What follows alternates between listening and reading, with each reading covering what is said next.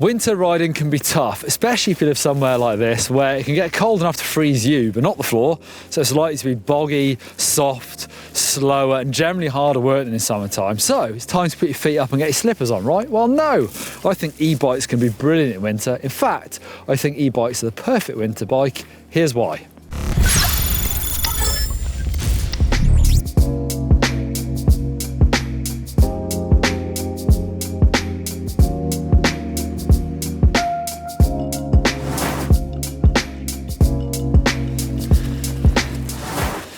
Having the power and the torque to drag you through the muddy sections is enough to get me out in the first place. But riding a normal mountain bike in winter can drop your average speed so low that you might as well be going at walking pace, even though your heart rate thinks you're going at a sprinting pace. Doesn't make any sense. Whilst in summertime I might be more tempted to keep the power low and go on a half a day long epic rides. With the advent of bigger batteries, the power hour has widened, and nowadays 2 hours in boost being easily achievable. But think big on terrain too. Try that ride you've never done, visit an old trail centre loop, or maybe get into the mountains for a proper old school adventure.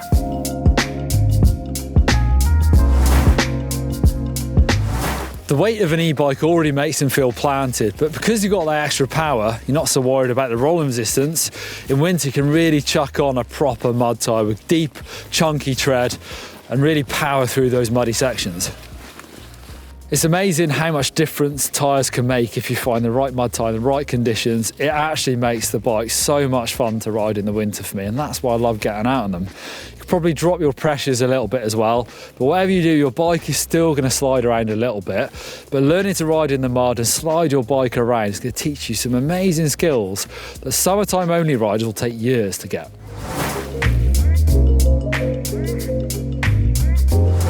I go full power and full effort in my winter e-bike rides. It's mega fun and a challenge as well, trying to ride fast in the winter conditions.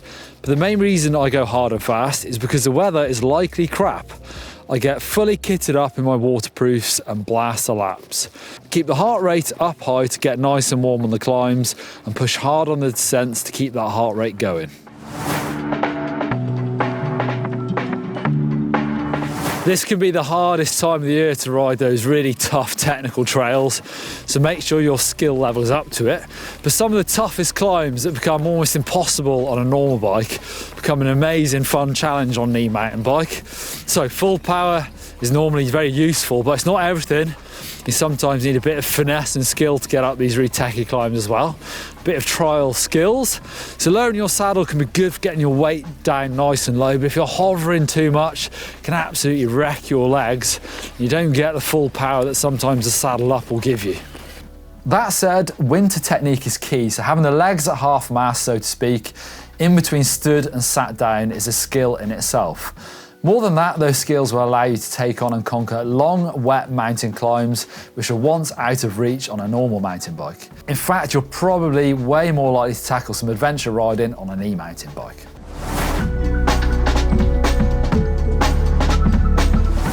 Getting your bike set up for winter riding is really going to make it a bit easier as well. I've done a full video on how to winterproof your e-bike to make sure it's ready, so check that one out first. Talked about tyres a little bit already, but proper mud tyres are brilliant, and you can lower your pressures a bit as well. I think flat pedals are a brilliant thing to try out in winter because you've got that freedom to dab and get your foot down to the ground. Obviously it's going to be slippery conditions, so that can happen quite a lot. I still do dab quite a bit nowadays. Just make sure you've got some really grippy shoes and good pedals on, because slipping around with your feet is a nightmare in the wet. With the lower speeds, you're probably using less of your suspension as well. So check your O-rings on your fork and shock after the ride to see how much you're using. And if you've got a decent amount of travel left there, then you can definitely go softer. And that's going to help you out with the sort of small bump sensitivities. It's going to help on the technical climbs as well. You can also think about taking volume spacers out to make them more linear. Just bear in mind, if you do ride somewhere really sloppy, there's going to be weight added to the bike as the mud sticks to it. So that might be enough to just kind of soften your suspension for you. As you can see, I reckon I could definitely go lower. Super easy with an air fork, just to whip a bit out and try it. And if it doesn't work, you can always add the air back in.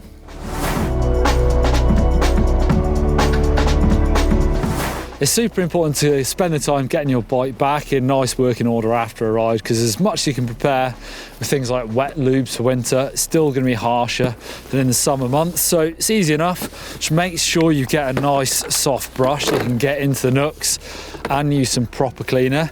The way you're going to spend probably more of your time is on the drivetrain to make sure that's really clean, because that's what's going to wear away. So you might want something that's a bit tougher, a bit of a stronger degreaser to get into the chain and the cassette, and then a tougher brush there.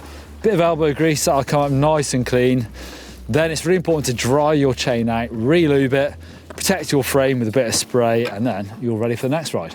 All right, that's it. Make sure you get yourself ready for the winter riding. Get a mud guard, get your bike set up, get some proper riding gear, and get yourself outside. Just remember, the hardest part is getting out of the door. Once you're riding, it's amazing fun, and you're going to learn some really good riding skills on a proper winter ride.